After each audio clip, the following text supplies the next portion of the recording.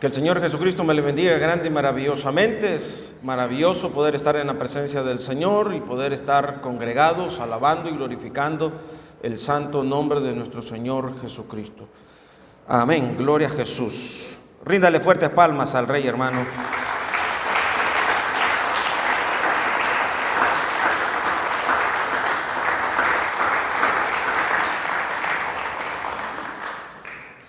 Quiero comenzar con una pregunta que hace una persona, a la cual plantea, dice, como una pregunta no comprendida, y es, ¿hasta dónde puede llegar el fanatismo religioso?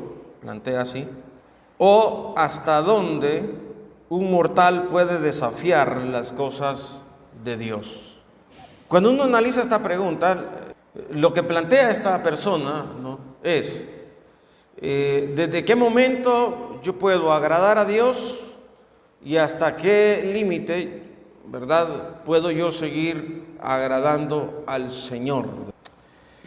Con respecto a este tema, hermano, que mire, así como esta persona se plantea esa pregunta, creo que todas las personas que queremos buscar de Dios, en algún momento nos ha tocado pensar y razonar, ¿no? ¿Qué sería lo máximo que yo pudiera hacer realmente como cristiano? Y la otra es... Y cuando yo analizaba de esto, decía, y sería la más preocupante, ¿no? En el sentido de decir, ¿cuál sería el límite de lo mínimo? El límite de lo mínimo que yo puedo hacer para agradar a Dios.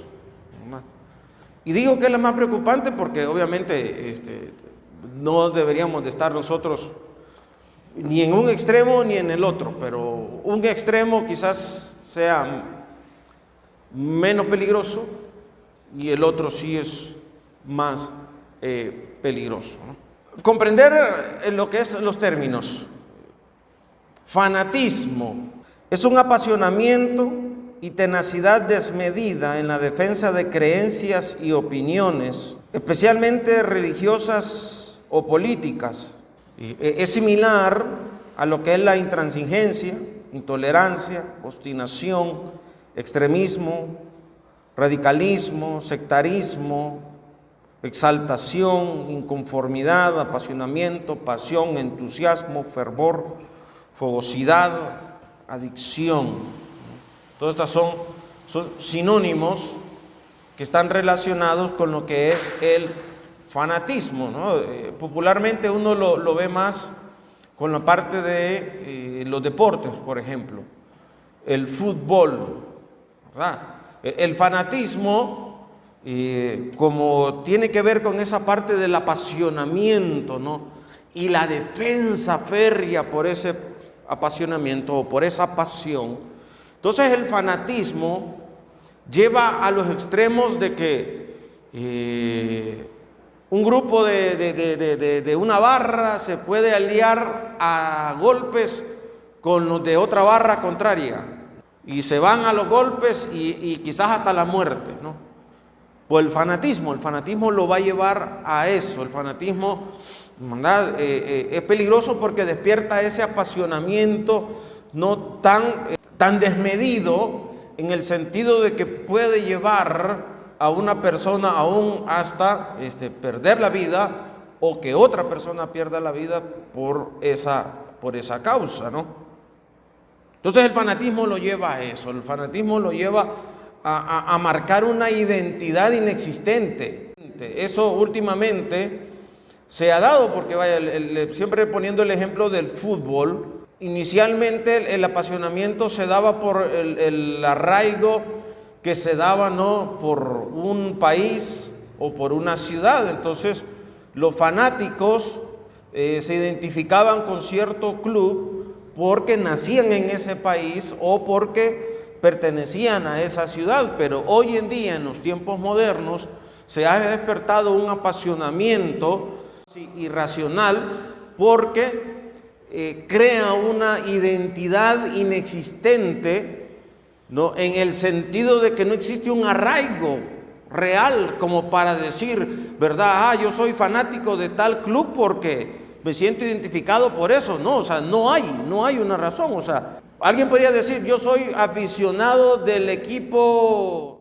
por decirlo así, yo soy aficionado de la Juventus ¿verdad?, de Turín, un equipo de Italia. Yo soy fanático de ese club, sí, pero en Honduras, en la ciudad de Tegucigalpa, ¿qué arraigo hay como para sentirse identificado con ese club? Un club de fútbol, no hay ninguno. O sea, a menos que una persona diga, no, que para que yo tengo un apellido que es italiano, entonces como yo tengo un arraigo italiano, ¿verdad? Entonces ya crea una línea por donde puede fundamentar su arraigo. Pero yo, que soy apellido Zelaya Moncada, ¿qué italiano tiene ese apellido? Ninguno. Entonces es un arraigo inexistente, pues. O sea, me lo creo yo, fantasiosamente en mi mente me lo creo. Como me vuelvo fanático, entonces me voy hasta la muerte, ¿verdad? Y si tengo que trompear a alguien que opina en contra de ese equipo, ¿verdad?, o dice algo en contra de ese equipo, yo lo agarro a trompada porque yo me siento ofendido porque habló mal de ese equipo. Y la pregunta es, ¿por qué se siente mal? Porque creó un arraigo inexistente, inventado ahí en la mente. El fanatismo lo lleva a eso, ¿no?, a despertar ese apasionamiento irracional e inexistente que lo lleva a extremos, ¿verdad?, pero muy peligrosos. Eso es el fanatismo. El fanatismo religioso, pues, es muy similar. Es un tipo de fanatismo mediante el cual el sujeto se cree dueño de una verdad absoluta de la cual no se puede hacer la más mínima crítica o reflexión. El fanático religioso es extremista, pues, y es cerrado, así, es cerrado. Y como va acompañado con ese apasionamiento, pues entonces obviamente lo lleva a esa situación, ¿no?, en el que se vuelve intolerante, extremista, radical, sectario, y por lo tanto, pues entonces obviamente va a tener ciertos comportamientos, ¿no?, que van a ser pero muy peligrosos, ¿no? El otro concepto que obtuve también, ¿no?, porque me pareció interesante tenerlo claro, ¿no?, es el tema de lo que es religión. En cuanto a esta parte, es bien curioso porque la palabra religión en el Nuevo Testamento, en el Antiguo Testamento no aparece, pero en el Nuevo Testamento aparece 4 veces, ¿verdad? Y aparece en una cita que está en Hechos 25. Vamos a leerlo desde el 14 para que usted lo vaya viendo también ahí. Leemos la palabra del Señor honrando al Padre, al Hijo y al Espíritu Santo. Y la iglesia dice: y como estuvieron ahí muchos días, Festo expuso al rey la causa de Pablo, diciendo: un hombre ha sido dejado preso por Félix, respecto al cual, cuando fui a Jerusalén, se me presentaron los principales sacerdotes y los ancianos de los judíos, pidiendo condenación contra él. A esto respondí que no es costumbre de los romanos entregar a alguno a la muerte antes que el acusado tenga delante a sus acusadores y pueda defenderse de la acusación.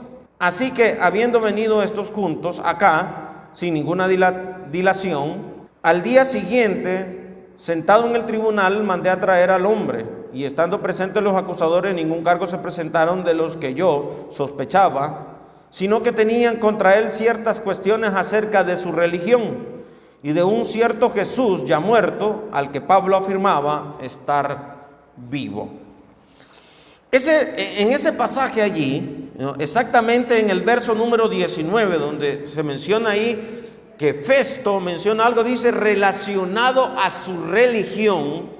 El término que Festo utiliza ahí en esa parte, Festo siendo él un gobernador romano, o sea, él es un romano, el término es deisiddaimonia. Ese es el término, deisiddaimonia.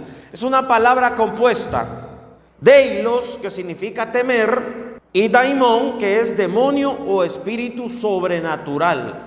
O sea, en otras palabras, es temor a un demonio o a un ser espiritual sobrenatural. Entonces, la palabra religión que utiliza Festo ahí está relacionado al temor a los demonios. Esa es la palabra, deisiddaimonia, que utilizó Festo. Pero es entendible, ¿no? Festo, al ser él un gobernador, romano, pues obviamente él pertenecía a la religión mitra, que era una religión pagana que se practicaba en todo el imperio romano. Entonces, al ser él un pagano, pues obviamente la adoración a los ídolos romanos, pues él lo relacionaba pues a los demonios, ¿no? Sin embargo, en Hechos 26:5, en esta ocasión ya es Pablo el que está hablando aquí. En el verso 4, 26:4, dice la palabra del Señor: mi vida, pues, desde mi juventud, la cual desde el principio pasé en mi nación en Jerusalén, la conocen todos los judíos, los cuales también saben que yo desde el principio, si quieren testificarlo, conforme a la más rigurosa secta de nuestra religión, viví fariseo. Aquí Pablo también utiliza la misma palabra, la palabra religión.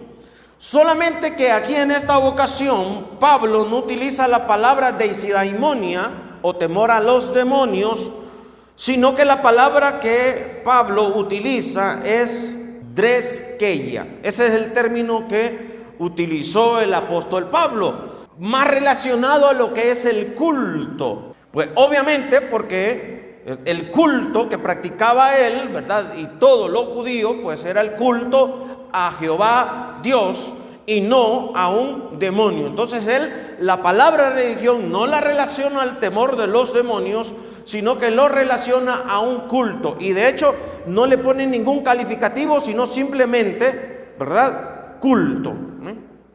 ¿Por qué? Porque se entendía, ¿verdad?, que el culto era única y exclusivamente para Dios como ser soberano. Amén. Y el otro término, o los otros dos que le mencioné cuatro, ¿verdad? Ya le di dos: uno, el utilizado por Festo, y el otro utilizado por Pablo, que lo leímos los dos ahí en Hechos, y los otros dos los encontramos en Santiago, capítulo 1, verso 26. Dice la palabra del Señor: si alguno se cree religioso entre vosotros y no refrena su lengua, sino que engaña su corazón, la religión del tal es vana. Allí se utiliza la tercera, ¿no?, religión.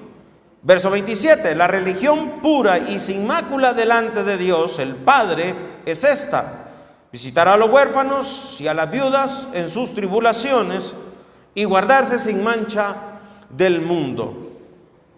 Vean usted, aquí Santiago también utiliza la palabra religión, y es el mismo término que utilizó también el apóstol Pablo, dreskeia, ¿no? Utilizó el mismo. En ambos pasajes, hermano, utiliza el mismo término, o sea, refiriéndose al culto. Y bonito aquí porque aquí habla acerca del ser religioso. Dice: si alguno se cree religioso entre vosotros y no refrena su lengua, se engaña en su corazón, dice. La religión del tal es vana. Aquí a ese culto relacionado a Dios ya le pone condiciones, y condiciones muy interesantes, ¿no?, en cuanto, ¿verdad?, a lo que dice refrenar la lengua.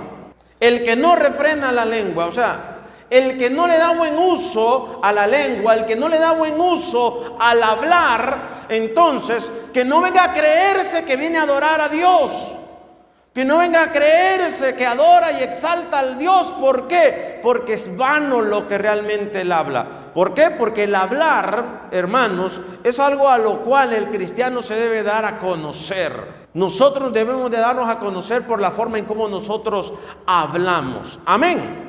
Lo que le pasó, al apóstol Pedro, cuando estaba allá siguiendo a Jesús, ¿verdad? A Jesús lo tenían preso, ¿verdad? Y entonces uno dijo: yo te he visto que has andado con él. Y Pedro le dijo: no. Es que tu hablar es igualito a los que caminaban con Jesús. Y ahí entonces Pedro comenzó, ¿verdad?, a proferir palabras de maldición con el hecho de no parecerse a los cristianos, de no parecerse a los seguidores de Jesús.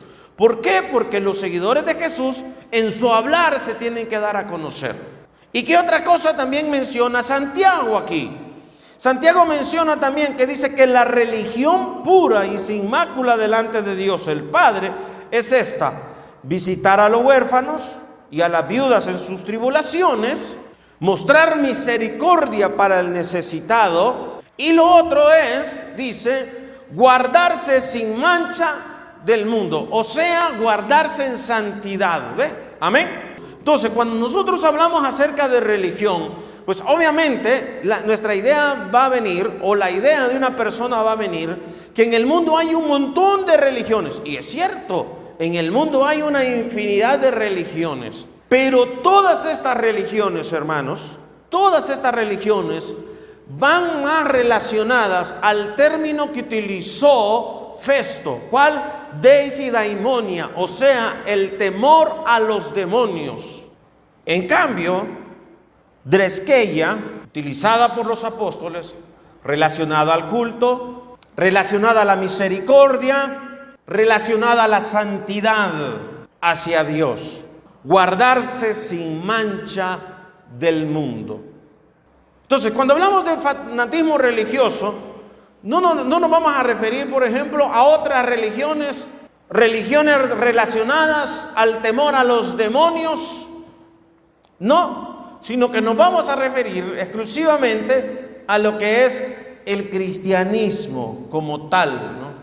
Aquella que está relacionada a Dreskeia, al culto, a Dios, relacionada a aquella a la cual nos invita a nosotros a la misericordia y a guardarnos en santidad.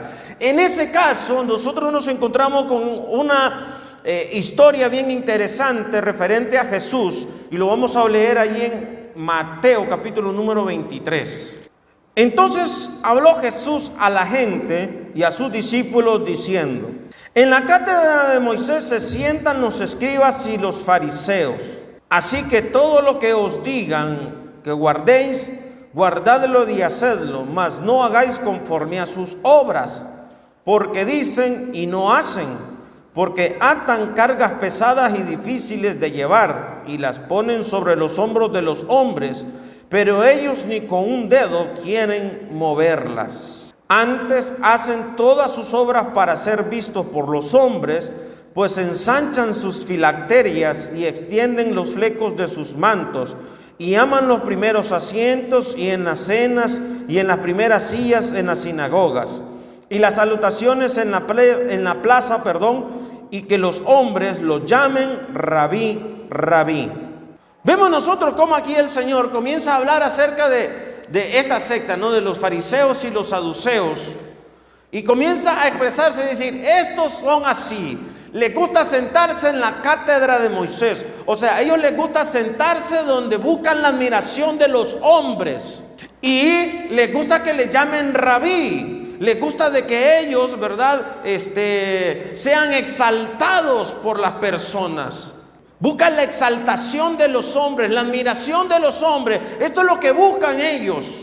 Nada alejado a la realidad que hoy en día se ve también, ¿no? Hombres que andan buscando la admiración de los demás hombres, hombres que andan buscando que les pongan nombres espectaculares. Entonces, antes se llamaban pastores, pero pastores se miran muy, ¿verdad? Como muy de pueblo, ¿verdad? Entonces, como es muy pueblerino, ¿verdad? Es un término muy abajo. Entonces es necesario, ¿verdad?, pasarlo a otro nivel. Entonces pasaron llamándose profetas, y como no bastó eso, entonces dijeron: no, ahora nos vamos a llamar apóstoles. Y como no les bastó, no les fue suficiente llamarse apóstoles, entonces dijeron: ahora nos vamos a llamar padres. Ahora vamos a ser patriarcas. Y eso es lo que hoy en día nosotros vemos. Y estos se vuelven fanáticos. Son parte del fanatismo religioso. ¿Por qué? Porque realmente lo que ellos andan buscando nada más es la pompa, nada más. Dicen ellos ahí, les gusta sentarse en las primeras filas. No es que sea malo sentarse en las primeras filas, pero esto los hacían para sentirse dignos, ¿verdad? Como para sentirse importantes. Dice también que ensanchan las filacterias, ese manto, ¿no? Lo ensanchan para que entre más grande sea, ¿verdad? Entonces, al momento de caminar por las plazas o por las calles, ¿verdad? Entonces iban a resaltar más. ¿Y qué más dice ahí? Y extienden los flecos de los mantos, los hacían grandotes, ¿no?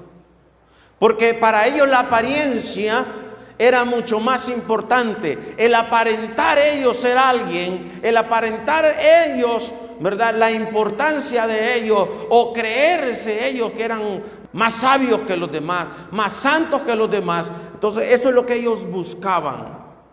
Y eso es parte de lo que es el fanatismo religioso. ¿Por qué? Porque estos se vuelven intolerantes, se vuelven sectarios. ¿Por qué? Porque miran de menos a los demás. Pero vosotros no queréis que os llamen rabí. Uno es vuestro maestro, el Cristo. Y todos vosotros sois hermanos. No llaméis Padre nuestro a nadie en la tierra, porque uno es vuestro Padre, el que está en los cielos. Ni seáis llamados maestros, porque uno es vuestro maestro, el Cristo. El que es mayor entre vosotros sea vuestro siervo. Mire que esto es parte, ¿no?, de ese de dresqueia, ¿no? ¿Por qué? Porque esto es lo que va a mostrar la misericordia. Dice, el que quiera ser mayor, que sea vuestro siervo. Porque el Señor para eso nos ha llamado, hermano. Eso es parte, ¿no?, de lo que hablaba Santiago, que dice que la religión pura y sin mácula es aquella de visitar, dice, a los huérfanos, de visitar a las viudas, o sea, de mostrar misericordia a los demás. Esa es la religión pura y sin mácula que nos habla la Biblia. Entonces, cuando nosotros nos mantenemos dentro de ese nivel, hermano, donde nosotros no perdemos la misericordia, entonces nos mantenemos nosotros en un nivel donde agradamos a Dios y no caemos en el fanatismo, no caemos en el sectarismo. ¿Por qué? Porque siempre vamos a ver a los demás como superiores, siempre vamos a ver a los demás como para poder servirles a ellos. Amén. Porque el que se enaltece será humillado, y el que se humilla será enaltecido. ¡Ay de vosotros, escribas y fariseos hipócritas! Porque cerráis el reino de los cielos delante de los hombres, pues ni entráis vosotros, ni dejáis entrar a los que están entrando. El fanatismo se vuelve cerrado. El fanatismo es aquel al cual muestra un evangelio no accesible para las personas. El fanatismo lo lleva a eso, a mostrar un evangelio que realmente no es, que se vuelve inalcanzable. El evangelio es accesible. El evangelio es accesible para todos.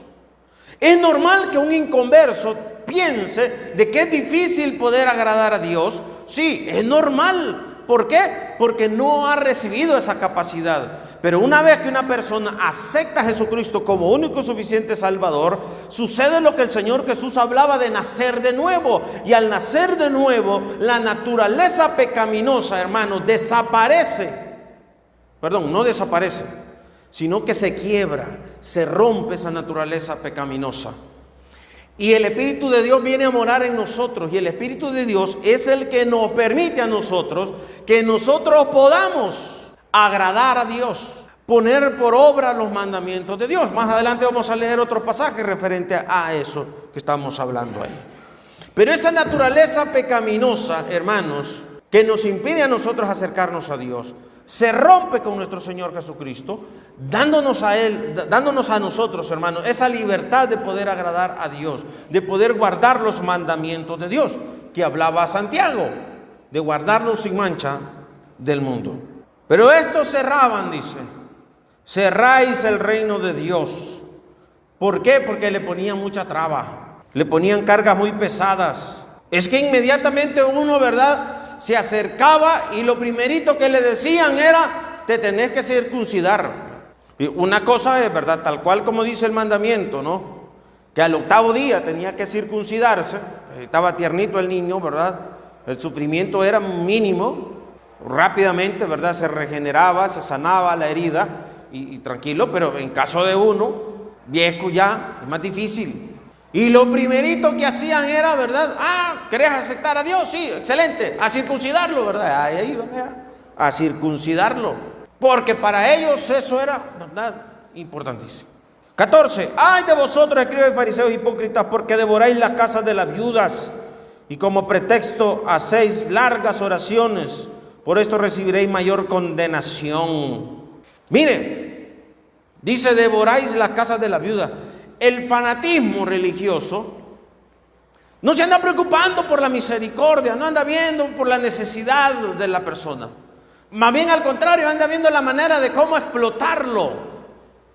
Anda viendo la manera de cómo sacarle el jugo, de cómo, ¿verdad?, exprimirlo como naranja y dejarlo como cáscara vieja.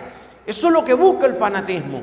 Entonces se vuelve cerrado, se vuelve, ¿verdad?, extremista. Fíjese bien que la Biblia habla del diezmo y la ofrenda.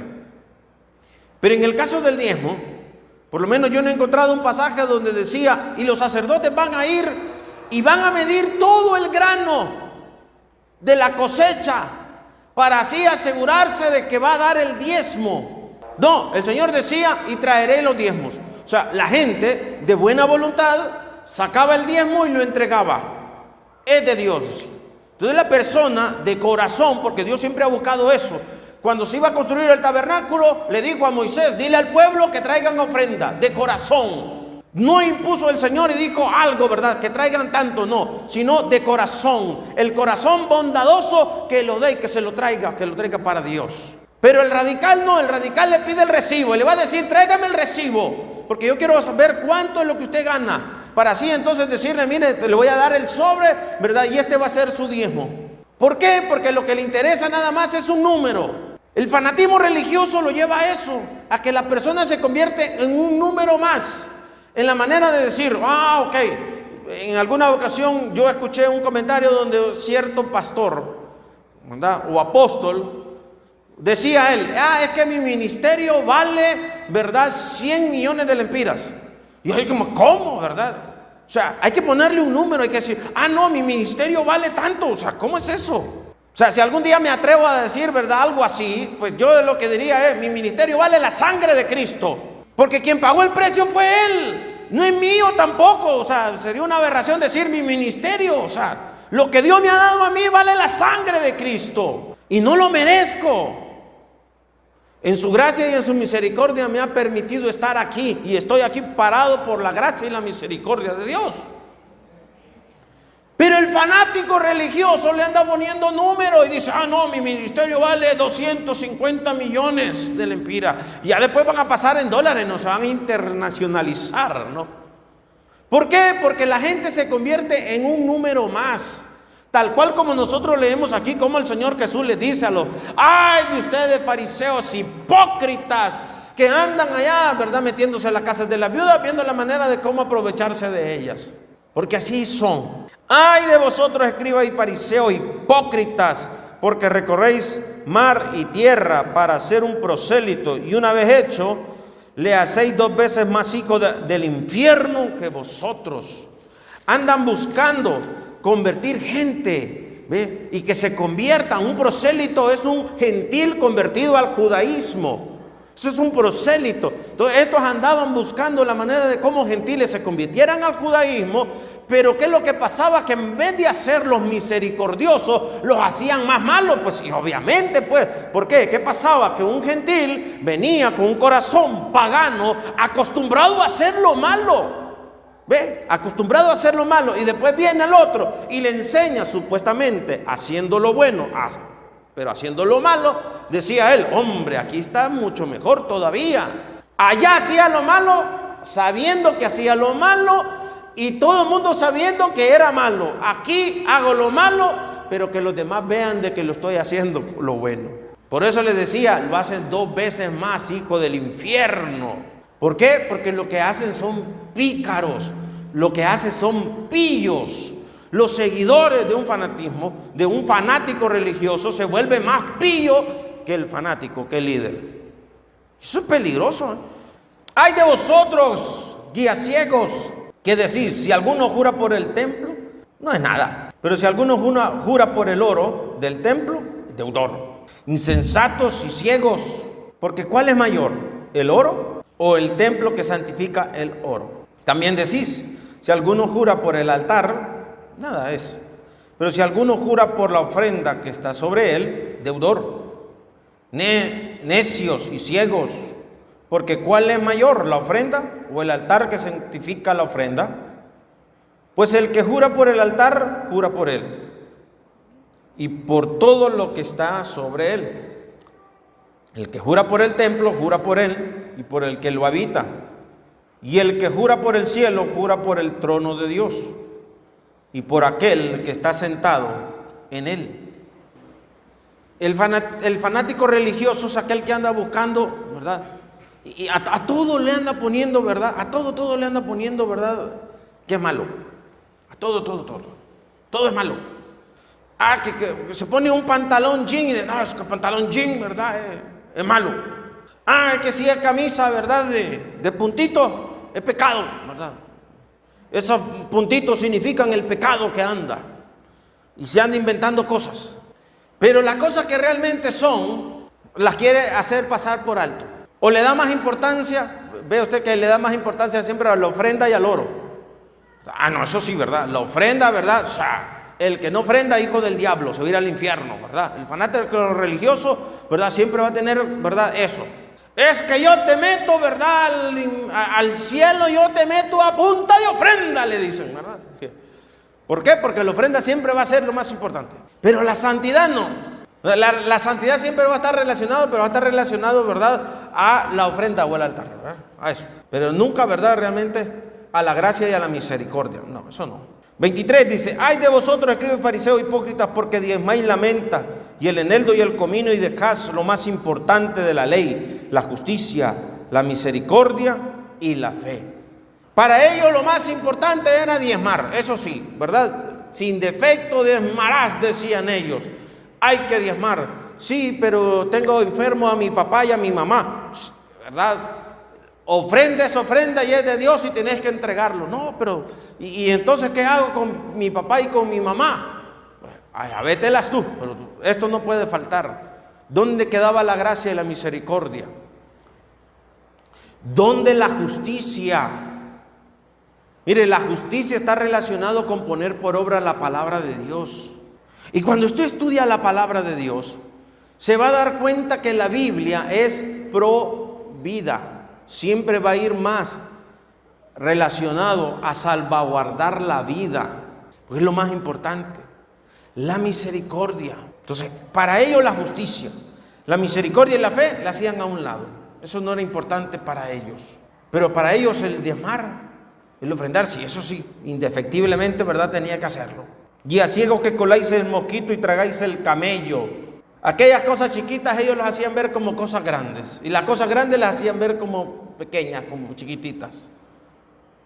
No le daban la importancia de vida a aquellas cosas que realmente sí afectaban, que sí dañaban a la persona. ¿Por qué? Porque ellos lo único que andaban buscando nada más era el beneficio propio. El fanatismo, hermanos, lleva a eso, ¿no? Que se vuelve egoísta. Por eso se relaciona al sectarismo, porque el fanático religioso solamente piensa en él nada más y no piensa en los demás. ¡Ay de vosotros, escribas y fariseos hipócritas, porque limpiáis lo de afuera del vaso y del plato, pero por dentro estáis llenos de robo, de injusticia! Fariseo ciego, limpia primero lo que está dentro del vaso y del plato, para que también lo de afuera sea limpio. Ay de vosotros, escriben fariseos hipócritas, porque sois semejantes a sepulcros blanqueados, que por fuera a la verdad se muestran hermosos, mas por dentro estáis llenos de huesos de muertos y de toda inmundicia. Así también vosotros por fuera a la verdad os mostráis justos a los hombres, pero por dentro estáis llenos de hipocresía e iniquidad. Ay de vosotros, escriben fariseos hipócritas, porque edificáis los sepulcros de los profetas y adornáis los monumentos de los justos, y decís, si hubiéramos vivido en los tiempos de nuestros padres, no hubiéramos sido sus cómplices en la sangre de los profetas. Así que dais testimonio contra vosotros mismos de que sois hijos de aquellos que mataron a los profetas. Vosotros también llenad la medida de vuestros padres, serpientes y generación de víboras. ¿Cómo escaparéis de la condenación del infierno? Por tanto, he aquí yo os envío profetas y sabios y escribas de ellos. A unos mataréis y crucificaréis, y a otros azotaréis en vuestra sinagoga y perseguiréis de ciudad en ciudad, para que vengan sobre vosotros toda sangre justa que se ha derramado sobre la tierra, desde la sangre de Abel el justo hasta la sangre de Zacarías, hijo de Berequías, a quien matasteis en el templo y en el altar. De cierto os digo que de todo esto vendrá sobre esta generación. Aquí el Señor está confrontando a ese grupo de fanatismo religioso que estaba en aquel entonces y los desenmascara tal cual como hoy en día nosotros lo podemos ver. Cuando uno se va lentamente leyendo este pasaje, uno se da cuenta y pareciera como que, ¿verdad?, lo escribieron hoy mismo, ¿verdad? Y empezaron a ver todas las características y empezaron, ¿verdad?, a escribirlos. Vigente tal cual, ¿verdad?, tal cual como dice la palabra de Dios. Cielo y tierra pasarán, pero su palabra nunca va a pasar. Vigente hoy por hoy. Así, latente. Y vemos nosotros cómo se muestra eso, ¿no? El punto clave aquí es en el verso 23, donde dice, ¿verdad?, que dejáis lo más importante, la justicia, la misericordia y la fe. ¿Cuándo se convierte en fanatismo? Cuando se pierden estas tres cosas. Cuando deja de ser misericordioso. Ahí usted se convierte en un fanático religioso. Ha dejado lo más importante, la esencia del cristianismo, la misericordia. Pues algo a lo cual el Señor mismo cuando hace oración dice, ¿verdad?, y perdona nuestras deudas, así como nosotros perdonamos a nuestros deudores. Pues ahí está hablando acerca de misericordia. El Señor decía, voy a hacer misericordia a aquel que haga misericordia. O sea, la misericordia, hermano, es algo inherente, es algo que naturalmente todo cristiano lo debe de tener, pero cuando lo pierde, se convierte en fanático religioso. Todo lo demás ya no sirve. Cuando pierde la justicia y la fe, cuando se vuelve él, yo, ¿verdad? Entonces se convierte en fanático religioso. Y ese es el límite. Y por eso usted va a ver, por ejemplo, saliéndonos, porque mencionando al inicio de que íbamos a hablar de lo que era la religión cristiana. Ya se entiende que las demás religiones son religiones que están relacionadas a deisidaimonía, o sea, el temor a los demonios. Y por eso usted va a ver que esas religiones son religiones donde no muestran la misericordia, no es parte de la esencia. Y podría pasar de que alguien diga, sí, dice, pero usted si se va al Antiguo Testamento se va a dar cuenta, ¿verdad?, de que Dios, ¿verdad?, mandó, ¿verdad?, que, ¿verdad?, si hicieran cosas y en nombre de Dios hicieron ciertas cosas. Bueno, es pues parte de la historia de una nación, pero que no es algo a lo cual entonces... porque está en el Antiguo Testamento algo ahí, ¿verdad? Es que nosotros lo vamos a tomar literal también y vamos a decir, bueno, entonces vamos a ir a matar a todos los infieles. Hay muerte para todos los infieles. No. La Biblia dice muerte pero para el pecado. No dice muerte para el pecador. Parte de esa misericordia es, por ejemplo, lo que es el evangelismo. ¿Por qué? Porque lo que se va a hacer es más bien rescatar un alma del infierno. Que una persona no se vaya para el infierno. Es parte de la misericordia, es parte del evangelismo. Y el evangelismo no está ligado, ¿verdad?, a tener que agarrar, ¿verdad?, trompadas a alguien y forzarlo. Porque el evangelio no es a la fuerza, el evangelio se comparte. Si la persona quiere recibir, pues recibe. Si la persona no quiere recibir, pues no dice ahí, ¿verdad? Y el que reciba, dijo el Señor, ¿verdad?, ve a una casa. Y si te abren la puerta, pues entra, ¿verdad? Y la gracia de Dios va a ser sobre este hogar. Pero si no te abren, ¿verdad?, ¿qué dice? Sacude la planta, ¿verdad?, de tus pies, dice, y sal de ellos. Es todo lo que dice. No dice, ¿verdad?, y el que no te reciba, ¿verdad?, éntrale a trompadas, ¿verdad?, y mátalo. No dice eso. Simplemente dice, date la vuelta y vete. Entonces el fanatismo, el límite del fanatismo es eso, cuando se pierde la misericordia, cuando se pierde la justicia y la fe. Es algo a lo cual nosotros debemos de tenerlo siempre presente, ser misericordiosos. En el momento que usted pierde la misericordia, usted diga, me convertí en un fanático religioso y me vuelvo, como el Señor Jesucristo decía, hipócrita. Me vuelvo un hipócrita, porque el fanático religioso es eso, un hipócrita que solamente piensa en él mismo. Nos vamos a la segunda parte, ¿no? ¿Hasta dónde un mortal puede desafiar las cosas de Dios? ¿Hasta dónde un mortal? O sea, ¿cuál es el límite, verdad? Ese es jugar, como quien dice, en la mera línea, en el límite. Le mencioné que este era peligroso. ¿Por qué? Porque eso es lo más común que nosotros podemos encontrar dentro del cristianismo. Y lo digo tristemente, ¿no? Es lo más común. ¿Por qué? Porque lamentablemente lo he visto en mis casi 7 años de ser cristiano, hermano. Lo he visto muy común eso, ¿no? De cómo los cristianos se la quieren jugar al límite y quieren darle lo mínimo a Dios. O sea, quieren andar como quien dice, ¿verdad? En la mera fronterita donde yo pueda andar, ¿verdad? Casi, ¿verdad? Rasando el mundo, pero, ¿verdad? Siempre queriendo agradar a Dios. Esa es la parte, ¿no?, de esa pregunta. ¿Hasta dónde un mortal puede desafiar a Dios? Y créame, es muy común eso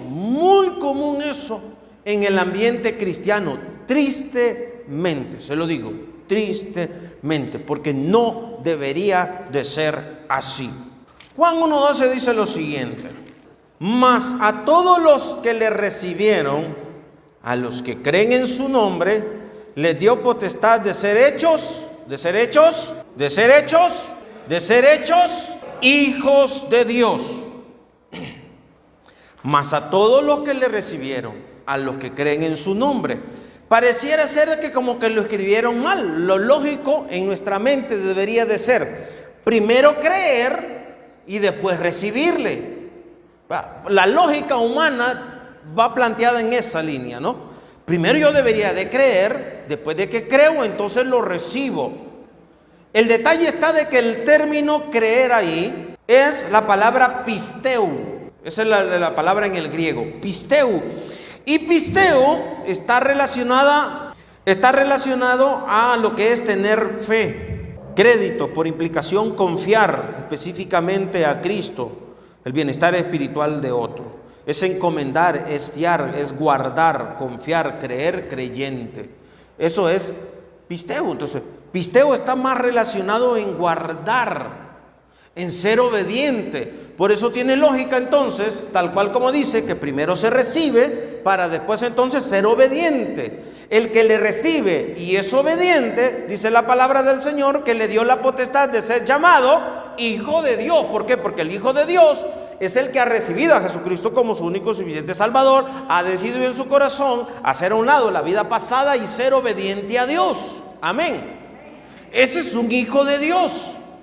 Hoy en día usted va a poder escuchar decir que todos somos hijos de Dios. No, todos somos hijos de Dios. Todos somos criaturas hechas por Dios. ¿Quién es el hijo de Dios? El que le recibe y el que es obediente. Ese es el hijo de Dios.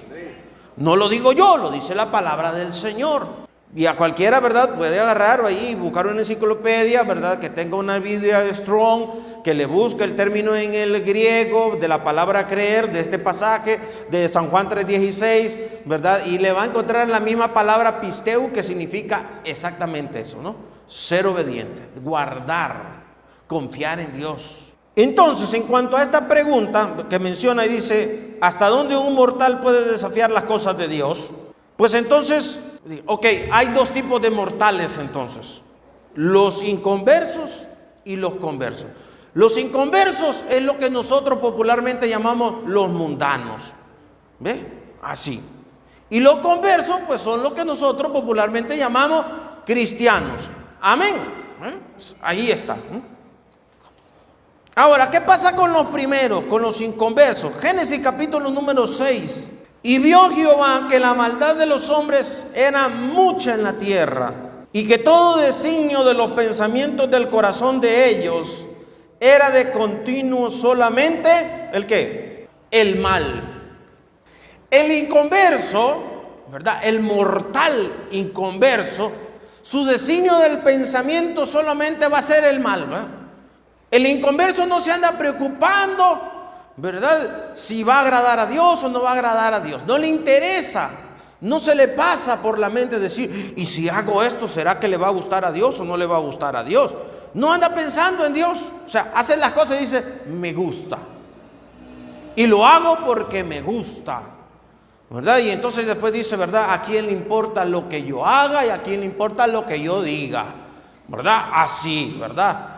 Así es, el mundano así dice, ¿verdad? A nadie le importa, ¿verdad? Y yo hago lo que yo quiera, porque su designio del pensamiento solamente es hacer el mal. Romanos 5:12. Por tanto, como el pecado entró en el mundo por un hombre, y por el pecado la muerte, así la muerte pasó a todos los hombres por cuanto todos pecaron. Esta es la naturaleza pecaminosa. Rápidamente lo explico, dice, por tanto como el pecado entró en el mundo por un hombre, o sea, cuando Adán y Eva pecaron, entró al mundo a los hombres. Dice que por el pecado entró la muerte, o sea, la muerte es la separación. Entra el pecado al mundo y nos separa de Dios. Eso es lo que hizo, ¿no? Nos separa de Dios. Y esa separación pasó a todos nosotros. Nosotros nacemos con esa separación, esa naturaleza pecaminosa. Y por esa separación, entonces es que nosotros somos débiles al pecado. El inconverso, lo único que tiene nada más es que por naturaleza, y no le interesa nada de lo que es relacionado a Dios. Amén, ¿verdad? Así, el inconverso es así. Y vamos a leer siempre ahí en Romanos, capítulo número 1, verso 18. Porque la ira de Dios se revela desde el cielo contra toda impiedad e injusticia de los hombres que detienen con injusticia la verdad. Porque lo que de Dios se conoce les es manifiesto, pues Dios se lo manifestó.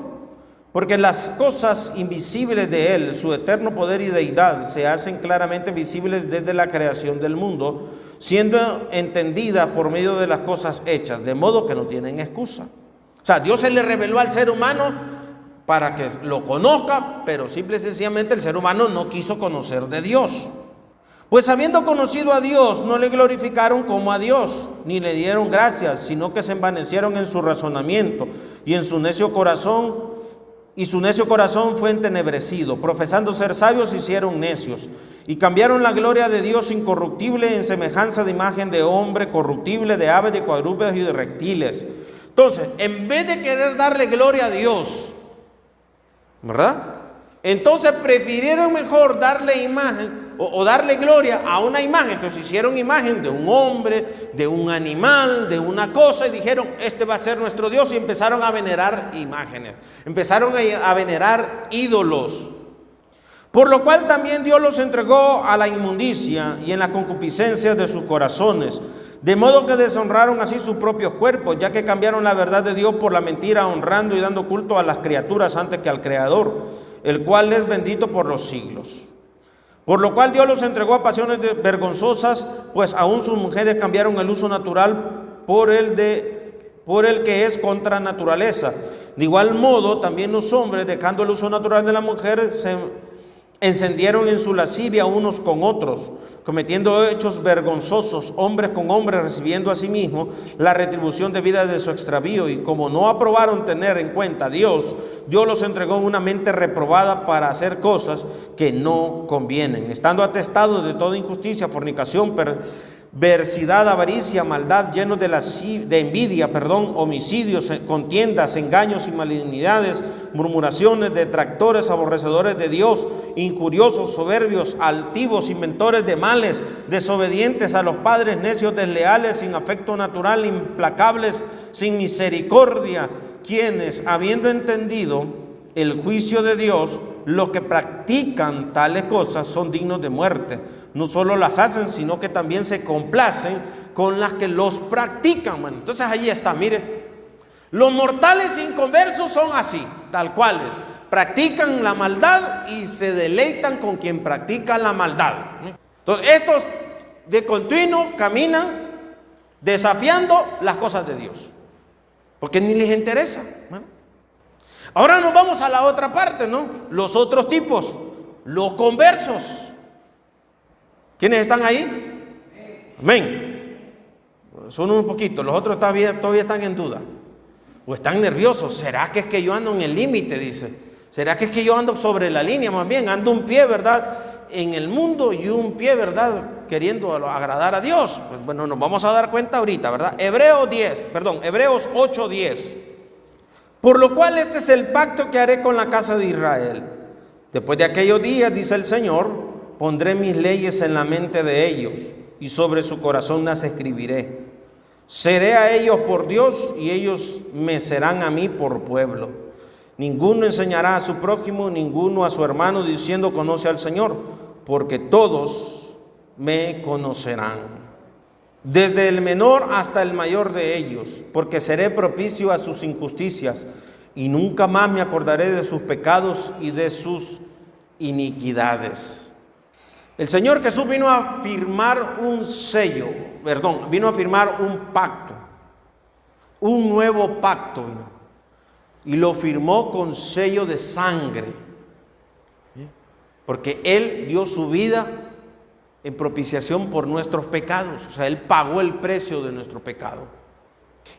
Y en ese nuevo pacto, el Señor dice, yo voy a hacer esto. ¿Qué es lo que el Señor va a hacer? Dice ahí, pondré mis leyes en la mente de ellos. Usted imagínese que cuando usted aceptó a Jesucristo, vino el Señor y dijo, voy a poner mi ley, la voy a poner en la mente. Y usted recibió en su mente esa capacidad de tener la ley de Dios presente. Tal vez usted en ese momento dijo, pero yo no me la sabía, sí, pero en ese momento usted sintió la necesidad de empezar a leer la palabra de Dios. Y de esa manera entonces esa ley se fue ahí grabando en su mente. ¿Qué más dice ahí? La escribiré. ¿Dónde dice ahí? Sobre su corazón las escribiré. ¿Para qué, hermano? Para que su pensamiento sea ¿qué? Guardar los mandamientos de Dios. Para que su pensamiento sea agradar a Dios. Y no solamente que sea un pensamiento, sino que su sentimiento, dice, la escribiré en su corazón. ¿Para qué? Para que usted ame el agradar a Dios. Entonces, un mortal converso es aquel que tiene presente siempre que agradar a su Dios. Un mortal converso no va a estar pensando en qué momento desafiar la voluntad de Dios. ¿Por qué? Porque va a decir, no, mi corazón me lleva a que yo tengo que amar a Dios porque recibí algo que no merecía. Recibí la gracia de Dios, recibí el perdón de los pecados, pero por ese pecado yo lo que merecía era la muerte. Pero el Señor en su gracia me rescató, me dio vida, me dio de su amor, algo que yo no conocía, el amor incondicional de Dios. Yo lo recibí como no lo merecía. Hombre, eso es lo mejor que yo he recibido. Por lo tanto, yo tengo que agradar a ese Dios. El converso, hermanos, no va a andar pensando, ¿verdad?, en qué momento yo me la puedo jugar de irme al límite. El converso no va a andar pensando, ¿verdad?, en hasta dónde puedo, será que hasta aquí, ¿verdad?, yo puedo agradar a Dios. No. El converso también quiere estar lejos de esa línea. El converso quiere estar cerca de Dios. El converso quiere ser como el siervo Josué. Todos se iban al campamento, pero él se quedaba durmiendo a las puertas del tabernáculo de reunión. El converso quiere ser como David. Dijo, ¿cómo va a ser que el tabernáculo va a estar largo? Yo no lo quiero tener largo el tabernáculo, lo voy a traer para Jerusalén, porque él había establecido la capital en Jerusalén. Y en Silo estaba el tabernáculo. Dijo, no, ¿cómo va a ser de que la casa de Dios va a estar allá largo? Yo voy a estar aquí. No, dijo, mejor me la traigo para acá. Porque dijo, acá tiene que estar. Porque yo quiero tenerla cerca. Ve. El converso quiere estar más cerca de Dios. Quiere estar lejos de esa línea. ¿Ve? Primera de Juan 2:1. Hijitos míos, estas cosas os escribo para que no pequéis. Si alguno hubiere pecado, abogado tenemos para con el Padre, a Jesucristo el justo. Él es la propiciación de nuestros pecados, y no solamente por los nuestros, sino también por los de todo el mundo. En esto sabemos que nosotros le conocemos, si guardamos sus mandamientos. El que dice, yo le conozco, y no guarda sus mandamientos, el tal es mentiroso, y la verdad no está en él. Pero el que guarda la palabra, en este verdaderamente el amor de Dios se ha perfeccionado. Por esto sabemos que estamos en él. El que dice que permanece en él, debe andar como él anduvo. El converso no anda pensando, ¿verdad?, en cómo fallarle a Dios. El converso anda pensando en cómo agradar a Dios, en cómo agradar a su Dios que lo ha rescatado, que lo ha sacado del fondo de ese lodo cenagoso, lo sacó de ahí, lo lavó, lo bañó, lo limpió, le dio vestiduras nuevas. El que ha sido lavado anda buscando la manera de cómo no ensuciarse. El converso se anda preocupando por no ensuciarse. El que le conoce, dice, guarda sus mandamientos. Jesús decía en otras palabras, dice, si me amáis, guardad mis mandamientos. Por eso yo en cierto momento, ¿verdad? Cuando hablábamos aquí referente a lo que era la vestimenta, yo le decía a usted, cuando usted se vista, usted no se vista pensando en que si va a quedar bien conmigo. Me da igual. No piense si va a quedar bien conmigo. Cuando usted se vista, vístase pensando en si le va a gustar a Dios. Y no ande, ¿verdad?, en la línea, ¿verdad?, diciendo, ¿será que hasta aquí, verdad? Y entonces anda pensando, ¿verdad?, de que si esa faldita que se va a poner, ¿verdad?, será una faldita en la que, ¿será que esta faldita sí? ¿Verdad? Y si me la pongo un poquito más arribita, ¿verdad? Mire, la conversa, ¿verdad?, no anda preocupada por, ¿verdad?, si la faldita no, ¿verdad? La conversa se anda preocupando de decir, ¿yo por qué voy a andar enseñando? La conversa va a decir, no, esto no le gusta a Dios. La Biblia me lleva a que yo tengo que andar con pudor y modestia. La conversa va a andar preocupada por cubrirse, porque su corazón la va a llevar al pudor y la modestia. Pero la que anda jugando en el filito, ¿verdad?, es la que anda, ¿verdad? ¿Será que este pantaloncito, ¿verdad?, sí me queda bien, ¿verdad? Anda más preocupada por la carne, que por agradar a Dios. Entonces anda igual como la persona que pregunta y dice, ¿verdad?, ¿hasta dónde un mortal puede desafiar las cosas de Dios? Y anda con esa pregunta, ¿verdad? ¿Hasta qué línea será, ¿verdad?, de que, pastor, ¿verdad? ¿Y si me lo pongo así? Pastor, ¿y si me lo pongo así? Pastor, ¿y si me lo pongo así? Y anda más preocupada, ¿verdad?, por querer agradar la carne, pero también querer agradar a Dios. Y entonces en esa parte ahí, ¿qué es lo que me dice la Biblia? Me voy yo a Santiago capítulo número 4, verso 4, y dice, oh almas adúlteras, ¿no sabéis que la amistad del mundo es enemistad contra Dios?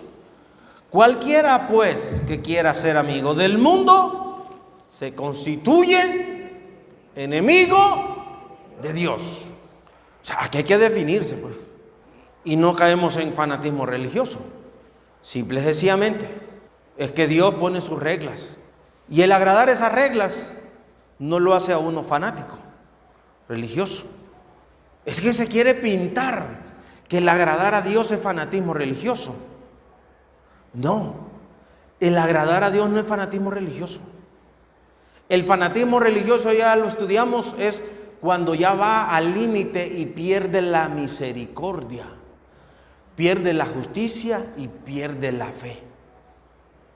Pero el agradar a Dios, hermanos, no es fanatismo religioso. El procurar andar largo del límite, eso es de sabios y entendidos. Dice, el sabio ve venir el mal y se aparta. ¿Cuántos dicen amén? ¿Por qué? Porque eso es lo que dice que el pensamiento, mire, escribiré mis leyes en su mente y en su corazón las escribiré. ¿Para qué? Para que en cada momento pensemos, ¿cómo puedo yo faltarle a Dios? No, ¿cómo puedo yo agradar a Dios? Si yo hago esto, le voy a fallar al Señor. Si yo digo esto, ¿será que yo voy a ofender a Dios? Porque esa persona va a sentirse agraviada. Entonces yo voy a refrenar mi lengua. Lo que Santiago hablaba, la religión pura y sin mácula, dice, es aquella de refrenar la lengua. Mire, ¿por qué? Porque el que se preocupa por la santidad es el converso. Aquel que quiere agradar a Dios. Aquel que quiere andar lejos del límite. Nunca al límite, sino simple y sencillamente mejor lejos del límite, mejor cerca de Dios. Por eso el mismo salmista David exhortaba a los soldados del templo y les decía, ustedes que tienen el privilegio de estar en la casa de Dios de día y de noche, cantad, alabad a Dios, Aprovechen que están cerca.